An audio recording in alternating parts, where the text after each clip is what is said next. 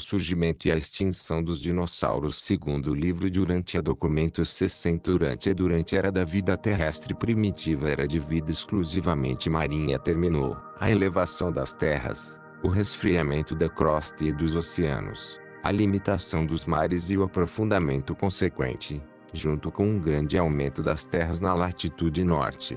Tudo isso conspirou grandemente para alterar o clima do mundo em todas as regiões mais afastadas da zona equatorial. A época do fechamento da era precedente, de fato, foi a idade das rãs, mas esses ancestrais dos vertebrados terrestres não predominavam mais, tendo sobrevivido em números bastante reduzidos. Pouquíssimos tipos sobreviveram às rigorosas provas do período precedente de tribulação biológica. Até mesmo as plantas portadoras de esporos estavam quase extintas. 1.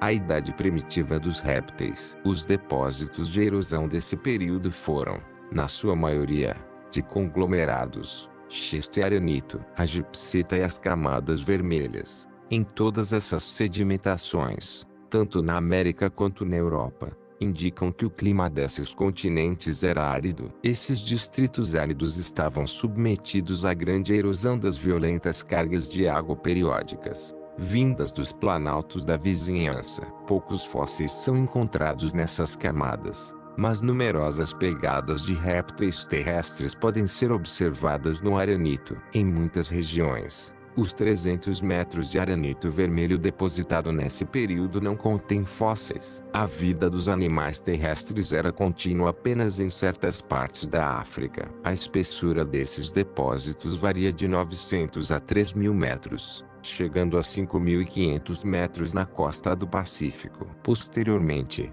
a lava foi forçada por entre muitas dessas camadas. As paliçadas do rio Hudson formaram-se pela extrusão da lava de basalto entre essas camadas de estratos triássicos. A ação vulcânica foi extensa em partes diferentes do mundo. Na Europa, especialmente na Alemanha e na Rússia, podem ser encontrados depósitos desse período. Na Inglaterra, o novo arenito vermelho pertence a essa época. O calcário ficou depositado nos Alpes do Sul, em resultado de uma invasão marítima, e pode agora ser visto nas peculiares paredes de calcário dolomítico, nos picos e pilares daquelas regiões. Essa camada é encontrada em toda a África e a Austrália. O mármore de Carrara vem desse calcário modificado. Nada desse período será encontrado nas regiões sulinas da América do Sul, pois essa parte do continente permaneceu imersa, apresentando por isso apenas um depósito marinho em continuidade com as épocas anteriores e posteriores. Há 150 milhões de anos,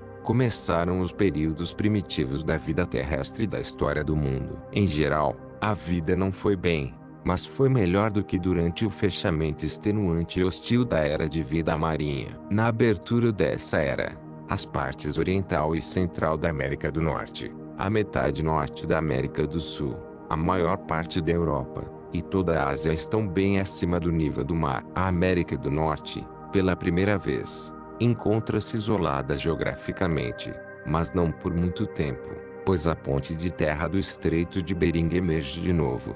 Logo em seguida, ligando o continente com a Ásia, grandes depressões desenvolveram-se na América do Norte, paralelamente às costas do Atlântico e do Pacífico. A grande falha leste de Connecticut apareceu, um lado afinal afundando 3 quilômetros. Muitas dessas depressões norte-americanas foram mais tarde preenchidas por depósitos de erosão, como foram também muitas das bacias de lagos de água doce e salgada das regiões montanhosas. Mais tarde, essas depressões preenchidas de terra elevaram-se grandemente pelos fluxos de lava ocorridos subterraneamente. As florestas petrificadas de muitas regiões pertencem a essa época. A costa do Pacífico, usualmente acima da água, durante as submersões continentais, ficou abaixo, excetuando-se a parte sulina da Califórnia e uma grande ilha, então existente, consistindo naquilo que é agora o Oceano Pacífico. Esse antigo mar da Califórnia era rico em vida marinha e estendia-se para o leste até ligar-se à velha bacia do mar da região do Meio Oeste. Há 140 milhões de anos, subitamente, e com apenas o indício dos dois ancestrais pré-répteis que se desenvolveram na África durante a época precedente. Os répteis apareceram na sua forma plenamente evoluída. Eles desenvolveram-se rapidamente, logo gerando crocodilos, répteis escamados e, finalmente, tanto as serpentes do mar como os répteis voadores. Os seus ancestrais de transição logo desapareceram. Esses dinossauros répteis, que evoluíram rapidamente, logo se tornaram os monarcas da sua idade. Eles eram ovíparos e distinguiam-se de todos os animais por causa dos seus pequenos cérebros que, pesando menos de meio quilo, controlavam corpos que chegaram, mais tarde, a pesar 40 toneladas. Contudo, os répteis anteriores eram menores, carnívoros e caminhavam como os cangurus. Nas suas pernas traseiras tinham os ossos ocos das aves e subsequentemente desenvolveram apenas 3 dedos nos pés traseiros, e muitas das suas pegadas fósseis foram confundidas com as dos pássaros gigantes. Mais tarde,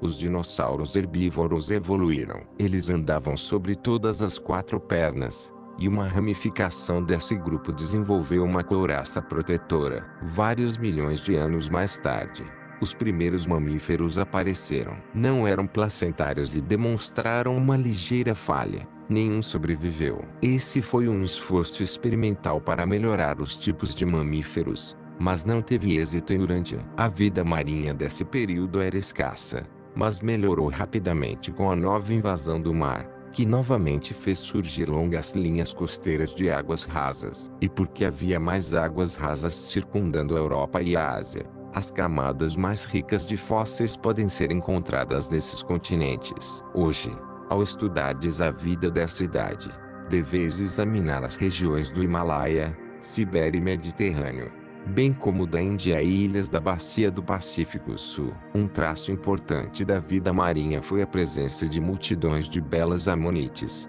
cujos remanescentes fósseis são encontrados por todo o mundo. Há 130 milhões de anos, os mares haviam mudado pouquíssimo. A Sibéria e a América do Norte estavam conectadas pela ponte de terra do Estreito de Bering. Uma vida marinha rica e única apareceu na costa californiana do Pacífico, onde mais de 1000 espécies de amonites desenvolveram-se dos tipos mais elevados de cefalópodes. As mudanças na vida durante esse período foram de fato revolucionárias, não obstante haverem sido transitórias e graduais. Esse período se estendeu por mais de 25 milhões de anos e é conhecido como Triássico. 2. A nova idade dos répteis. Há 120 milhões de anos, começou uma nova fase na idade dos répteis. O grande acontecimento desse período foi a evolução e declínio dos dinossauros. A vida animal terrestre alcançou seu maior desenvolvimento, em tamanho, e havia virtualmente perecido da face da Terra ao final dessa idade. Os dinossauros evoluíram, em todos os tamanhos, de uma espécie de menos de 60 centímetros de comprimento, até os imensos dinossauros não carnívoros, de 22 metros de comprimento, que, desde então, jamais foram igualados, em porte, por nenhuma outra criatura viva. O maior dos dinossauros originou-se na parte oeste da América do Norte. Esses répteis monstruosos estão enterrados em toda a região das Montanhas Rochosas, ao longo de toda a costa do Atlântico na América do Norte, oeste da Europa, África do Sul e Índia, mas não na Austrália. Essas criaturas pesadas tornaram-se menos ativas e fortes quando cresceram demais, e exigiam uma quantidade enorme de alimento, e a terra estava tão infestada por eles que literalmente morreram de fome e tornaram-se extintos. Faltava-lhes inteligência para enfrentar a situação. Nessa época, a maior parte do leste da América do Norte, que desde muito se havia elevado, nivelou-se escoando para dentro do Oceano Atlântico, de modo que a costa estendeu-se por várias centenas de quilômetros mais do que hoje. A parte oeste do continente ainda estava elevada, mas mesmo essas regiões foram mais tarde invadidas, tanto pelo Mar do Norte quanto pelo Oceano Pacífico, que se estendeu para o leste até a região das Montanhas Negras de Dakota. Essa foi uma idade de água doce, caracterizada por muitos lagos interiores, como é mostrado pelos abundantes fósseis de água doce dos leitos chamados de Morrison. No Colorado, Montana e Wyoming, a espessura desses depósitos combinados de água doce e salgada varia entre 600 e 1.500 metros, mas pouquíssimo calcário está presente nessas camadas. O mesmo mar polar que se estendeu até tão distante na América do Norte, de igual modo, cobriu toda a América do Sul, excetuando-se as montanhas andinas que surgiram em seguida. A maior parte da China, bem como da Rússia, foi inundada, mas a maior invasão de água entre todas se deu na Europa. Foi durante essa submersão que se depositou a admirável pedra litográfica da Alemanha do Sul, aqueles estratos em que os fósseis, entre os quais as asas mais delicadas dos insetos de outrora, ficaram preservados como se fossem de ontem. A flora da cidade foi muito como a da era precedente. Os fetos perduraram, enquanto as coníferas e pinheiros tornaram-se mais e mais como as variedades dos dias atuais. Algum carvão ainda estava sendo formado nas margens do norte do Mediterrâneo. O retorno dos mares melhorou o clima. Os corais espalharam-se pelas águas europeias, atestando que o clima era ainda suave e regular. Mas eles nunca mais apareceram nos mares polares, os quais lentamente se resfriavam. A vida marinha dessa época aperfeiçoou-se e desenvolveu-se bastante, especialmente nas águas europeias. Tanto os corais quanto os crinoides, temporariamente, apareceram em maiores quantidades do que as até então existentes, enquanto os amonites dominaram a vida invertebrada dos oceanos. O seu tamanho médio era de 7 a 10 centímetros. Embora uma espécie tenha atingido o diâmetro de 2 metros. As esponjas estavam em toda parte, e não apenas as lulas, mas também as ostras continuaram a evoluir. Há 110 milhões de anos, os potenciais da vida marinha continuaram a despontar. O ouriço do mar foi uma das mutações destacadas dessa época. Caranguejos, lagostas e os tipos modernos de crustáceos amadureciam. Mudanças notáveis ocorriam na família dos peixes. Um tipo de esturgeão surgiu pela primeira vez, mas as ferozes serpentes do mar, descendentes dos répteis terrestres, ainda infestavam os mares, todos, e ameaçavam destruir todas as famílias de peixes. Essa continuou a ser, por excelência, a era dos dinossauros. Eles devastaram a Terra de um modo tal que duas espécies se refugiaram na água para se sustentar durante o período precedente de invasão dos mares. Essas serpentes marinhas representam um retrocesso na evolução. Enquanto algumas espécies novas progrediam, algumas linhagens permaneciam estacionárias e outras pendiam para o retrocesso, revertendo-se a um estado anterior. E isso foi o que aconteceu quando essas duas espécies de répteis abandonaram a Terra. Com o passar do tempo, as serpentes marinhas cresceram, atingindo um tamanho tal que se tornaram muito morosas, e finalmente pereceram, por não possuírem cérebros suficientemente grandes que propiciassem a elas proteger os seus corpos imensos. Os seus cérebros pesavam menos do que 60 gramas. Não obstante o fato de que esses imensos ictiossauros algumas vezes crescessem até 15 metros de comprimento, a maioria sendo maior do que 10 metros de comprimento. Os crocodilos marinhos foram também uma reversão do tipo terrestre de réptil.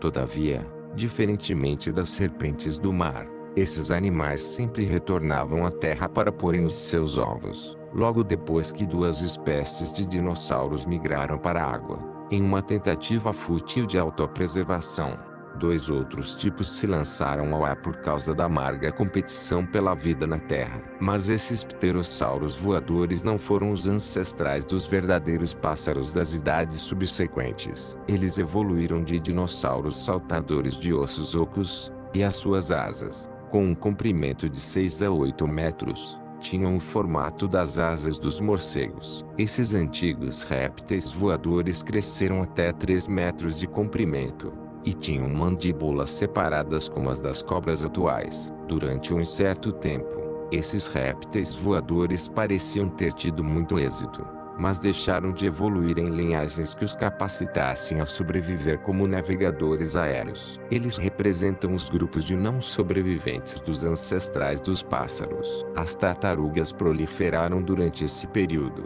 aparecendo primeiro na América do Norte. Os seus ancestrais vieram da Ásia, passando pela ponte de terra do norte. Há 100 milhões de anos, a idade dos répteis estava chegando ao seu fim. Os dinossauros, apesar da sua massa enorme, não passavam de animais sem cérebro, carentes de uma inteligência que lhes possibilitasse prover alimento suficiente para nutrir corpos de massas tão enormes. E, assim, esses preguiçosos répteis terrestres pereceram em números cada vez maiores. Daí em diante, a evolução seguirá o crescimento dos cérebros, não da massa física, e o desenvolvimento dos cérebros caracterizará cada uma das épocas seguintes de evolução animal e progresso planetário. Esse período, abrangendo o apogeu e o começo do declínio dos répteis, estendeu-se por 25 milhões de anos, aproximadamente, e é conhecido como Jurássico 3.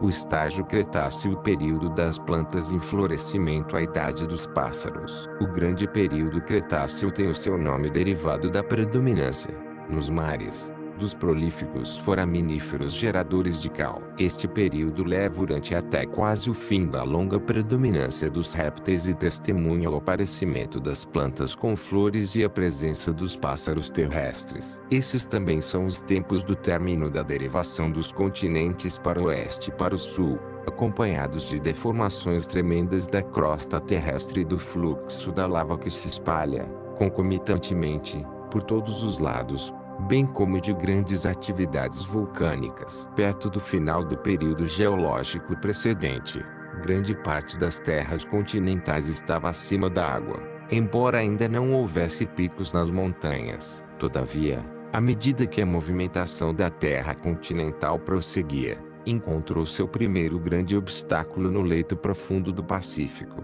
Essa contenção de forças geológicas deu ímpeto à formação de toda a vasta extensão de montanhas ao norte e ao sul, que vão desde o Alasca, descendo pelo México, até o Cabo Horn. Esse período, assim, transforma-se no estágio de formação das montanhas modernas da história geológica. Antes dessa época, havia poucos picos nas montanhas. Havia meramente protuberâncias de terras de grande extensão. A costa do Pacífico, então, começava a elevar-se, mas estava localizada a 1.100 quilômetros a oeste da linha atual das costas. As serras estavam começando a se formar, o seu extrato de quartzo aurífero sendo um produto dos fluxos de lava dessa época. Na parte leste da América do Norte, a pressão das águas do Atlântico estava trabalhando também para causar a elevação das terras. Há 100 milhões de anos, o continente norte-americano, bem como parte da Europa, estavam bem acima da água. O arqueamento dos continentes americanos continuava, resultando na metamorfose dos Andes na América do Sul e na gradual elevação das planícies oeste na América do Norte. A maior parte do México afundou sob o mar, e o Atlântico Sul invadiu a costa leste da América do Sul, finalmente atingindo a linha atual da costa. Os oceanos Atlântico e Índico, então, estavam aproximadamente como estão hoje. Há 95 milhões de anos, as massas de terra americanas e europeias começaram a afundar novamente. Os mares do sul começaram a invadir a América do Norte e, gradualmente, estenderam-se para o norte, conectando-se ao Oceano Ártico, gerando a segunda maior submersão do continente. Quando esse mar finalmente se retraiu, deixou o continente mais ou menos como está agora. Antes que essa grande submersão começasse, os planaltos apalachianos do leste haviam sido quase completamente desgastados, até o nível da água. As camadas multicoloridas de argila pura, utilizadas atualmente para manufaturar utensílios de cerâmica, foram depositadas nas regiões da costa do Atlântico. Durante essa idade, a sua espessura média sendo de cerca de 600 metros. Grandes atividades vulcânicas ocorreram no sul dos Alpes e ao longo da linha costeira atual de montanhas da Califórnia. A maior deformação da crosta, em milhões e milhões de anos, teve lugar no México. Grandes mudanças também ocorreram na Europa, Rússia, Japão e na parte sul da América do Sul. O clima tornou-se crescentemente diversificado. Há 90 milhões de anos, As angiospermas emergiram desses mares cretáceos primitivos e logo cobriram o continente. Essas plantas terrestres subitamente apareceram junto com árvores, figueiras, magnólias e árvores de tulipas. Logo depois dessa época, as figueiras, as árvores de fruta-pão e as palmeiras espalharam-se pela Europa e planícies do lado oeste da América do Norte. Nenhum animal terrestre novo apareceu. Há 85 milhões de anos, o Estreito de Bering fechou-se, isolando as águas em resfriamento dos mares do norte. Até então, a vida marinha das águas do Golfo do Atlântico e aquelas do Oceano Pacífico diferiam grandemente, devido às variações de temperatura dessas duas massas de água, as quais agora se tornavam uniformes. Os depósitos de calcário glauconito deram nome a esse período. As sedimentações dessas épocas são variegadas, consistindo de giz, xisto, arenito e pequenas porções de calcário, junto com carvão inferior ou lignita e, em muitas regiões, contém petróleo. Essas camadas têm uma espessura que varia de 60 metros, em alguns locais, até 3.000 metros, na parte oeste da América do Norte e numerosas localidades europeias. Esses depósitos podem ser observados nas inclinações deformadas das bases do lado leste das montanhas rochosas. Em todo o mundo, esses estratos encontram-se permeados de giz, e tais camadas porosas semi-rochosas recolhem a água nos seus afloramentos sinuosos, enviando-a para baixo, fornecendo desse modo suprimento de água para muitas das regiões atualmente áridas da Terra. Há 80 milhões de anos, grandes perturbações ocorreram na crosta da Terra. O avanço a oeste do movimento continental estava chegando a uma estabilização, e a energia enorme da força curva vagarosa exercida pela massa continental interior arremeteu-se sobre a linha da costa do Pacífico, tanto na América do Norte, quanto na América do Sul, e iniciou mudanças de repercussão profunda ao longo da costa do Pacífico. Na Ásia, essa elevação de terras, que circunda o Pacífico, culminou nas linhas atuais de montanhas tendo mais de 40.000 quilômetros de comprimento. E os levantamentos de terras que acompanharam o seu nascimento foram as maiores distorções de superfície ocorridas desde o aparecimento da vida em Urântia. Os fluxos de lava, tanto acima quanto abaixo da superfície das terras, eram muito extensos e espalhados. Há 75 milhões de anos, ficou assinalado o fim das derivações continentais. Do Alasca ao Cabo Horn, a longa cordilheira de montanhas que acompanha a costa do Pacífico estava completa, mas havia ainda poucos picos. O contragolpe da paralisação da derivação continental continuou a elevar as planícies oeste na América do Norte, enquanto, a leste, as desgastadas montanhas apalachianas, da região da costa do Atlântico, foram projetadas diretamente para o alto, com pouco ou nenhuma inclinação de mergulho. Há 70 milhões de anos, aconteceram as distorções da crosta, ligadas à elevação máxima da região das montanhas rochosas. Um grande segmento de rocha foi empurrado, a 25 quilômetros, na superfície, até a Colômbia Britânica, e ali as rochas cambrianas foram arremessadas obliquamente para cima das camadas do Cretáceo. Na declividade leste das montanhas rochosas, perto da fronteira canadense, houve um outro empurrão espetacular. Neste podem ser encontradas as camadas de pedra, da pré-vida, afastadas por sobre os depósitos cretáceos, então recentes. Essa foi uma idade de atividades vulcânicas em todo o mundo, dando nascimento a numerosos pequenos cones vulcânicos isolados. Vulcões submarinos irromperam na região submersa do Himalaia. Grande parte do resto da Ásia, incluindo a Sibéria, estava ainda sob as águas. Há 65 milhões de anos, ocorreu um dos maiores fluxos de lava de todos os tempos. As camadas de depósito desse fluxo e do anterior são encontradiças nas Américas, ao sul e ao norte da África, na Austrália e em partes da Europa. Os animais terrestres sofreram pouquíssimas mudanças, mas, por causa da imensa imersão continental, especialmente na América do Norte, multiplicaram-se rapidamente. A América do Norte foi o grande campo para a evolução dos animais terrestres dessas épocas,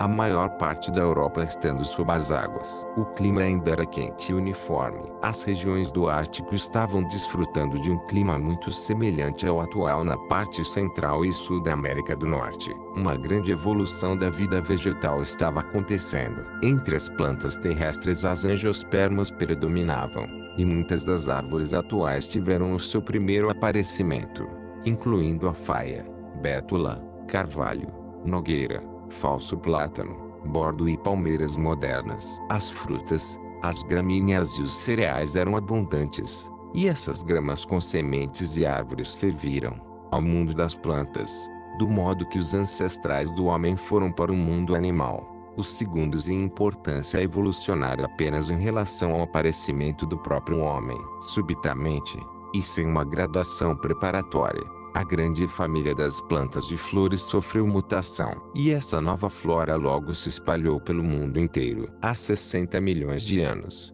embora os répteis terrestres estivessem em declínio, os dinossauros continuaram como os monarcas terrestres, a liderança agora sendo tomada pelos tipos menores, mais ágeis e ativos de dinossauros carnívoros da variedade dos cangurus saltadores. Contudo, algum tempo antes haviam aparecido novos tipos de dinossauros herbívoros, cujo crescimento rápido aconteceu devido ao aparecimento das famílias terrestres das gramíneas. Um desses novos dinossauros, que se alimentava de gramíneas, era um verdadeiro quadrúpede, tendo 2 chifres e, nos ombros, uma capa em forma de manto. O tipo terrestre de tartaruga apareceu, com 6 metros de diâmetro, como também o moderno crocodilo e as cobras verdadeiras, do tipo moderno. Grandes mudanças estavam também ocorrendo nos peixes e em outras formas de vida marinha. As aves pernaltas e os pré-pássaros nadadores das idades primeiras não haviam tido êxito no ar e, do mesmo modo, os dinossauros voadores também não o tiveram. Foram espécies de vida curta, logo se tornando extintas, e também ficaram submetidas à mesma condenação dos dinossauros, ou seja, a destruição, porque possuíam pouquíssima massa cerebral em relação ao tamanho do próprio corpo. Falhou essa segunda tentativa de gerar animais que pudessem navegar pela atmosfera, como falhou também a tentativa abortada de produzir mamíferos durante essa idade na precedente. Há 55 milhões de anos, a marcha evolucionária foi marcada pelo aparecimento súbito dos primeiros pássaros verdadeiros. Uma pequena criatura semelhante a um pombo foi o ancestral de toda a vida avícola. Esse foi o terceiro tipo de criatura voadora a aparecer na Terra, e originou-se diretamente do grupo dos répteis. Não veio dos dinossauros voadores dessa época, nem dos tipos anteriores de pássaros terrestres com dentes. E, assim, essa se tornou conhecida como a Idade dos Pássaros, bem como a do declínio dos répteis. 4. O fim do período Cretáceo. O grande período Cretáceo estava próximo do seu fechamento, e o seu encerramento assinala o fim das grandes invasões dos mares adentro dos continentes. Isto é verdadeiro particularmente para a América do Norte, onde houvera nada menos do que 24 grandes inundações. E, embora hajam ocorrido submersões subsequentes menores, nenhuma dessas pode ser comparada às extensas e longas invasões marítimas da cidade das precedentes. Esses períodos alternados, de predomínio da terra e do mar, ocorreram em ciclos de milhões de anos. Essas elevações e afundamentos do fundo dos oceanos e níveis de terra dos continentes aconteceram segundo ritmos multimilenares. E esses mesmos movimentos rítmicos da crosta continuarão, dessa época em diante, na história da Terra, mas com frequências e extensões decrescentes. Esse período também testemunha o fim da deriva continental e da formação das modernas montanhas de Urântia. Todavia, a pressão das massas continentais e do momentum transversal das suas derivações seculares não é a influência exclusiva geradora das montanhas. O fator principal e básico, na determinação da localização de uma cadeia de montanhas, é a planície preexistente, ou a depressão, que se tornou preenchida pelos depósitos, relativamente menos pesados, gerados na erosão de terra e movimentos marinhos das idades precedentes. Essas áreas mais leves de terras, algumas vezes, tem de 4.500 a 6.000 metros de espessura, e, portanto, quando a crosta é submetida à pressão por uma causa qualquer, essas áreas mais leves são as primeiras a dobrar-se para cima e a subir para permitir o ajustamento compensatório das forças e pressões em conflito, as quais trabalham na crosta da Terra ou sob a mesma. Algumas vezes esses levantamentos de terras ocorrem sem dobras. No caso, porém, do levantamento das montanhas rochosas, ocorreram grandes dobras e mergulhos, combinados com enormes arrastamentos das várias camadas, tanto subterrâneas quanto superficiais. As montanhas mais antigas do mundo estão localizadas na Ásia, na Groenlândia e ao norte da Europa, entre as do antigo sistema este-oeste. As montanhas de idade intermediária estão no grupo que circunda o Oceano Pacífico e no segundo sistema europeu leste-oeste, as quais nasceram aproximadamente ao mesmo tempo. Essa gigantesca elevação tem quase 16.000 quilômetros de comprimento, estendendo-se desde a Europa até as elevações de terra nas Antilhas. As montanhas mais recentes estão no sistema das Montanhas Rochosas, onde, durante muito tempo, as elevações das terras ocorreram apenas para serem sucessivamente encobertas pelo mar, embora algumas dentre as terras mais elevadas hajam permanecido como ilhas. Depois da formação das montanhas de meia-idade, uma cordilheira montanhosa real elevou-se e estaria posteriormente destinada a ser encravada nas atuais montanhas rochosas, por toda uma arte combinada dos elementos da natureza. A região atual das montanhas rochosas norte-americanas não é a elevação original daquelas terras. Aquela elevação havia sido, tempos atrás, nivelada pela erosão, e depois fora reelevada. A cadeia frontal atual de montanhas é o que restou dos remanescentes da cadeia original, que fora reelevada. Os picos de Pickers e Long são exemplos notáveis dessa atividade na montanha, estendendo-se a 2 ou mais gerações de vidas das montanhas. Esses 2 picos mantiveram os seus topos sobre as águas durante várias das inundações precedentes. Biologicamente, bem como geologicamente, essa foi uma idade ativa e cheia de acontecimentos na terra e sob as águas. Os ouriços do mar aumentaram em números,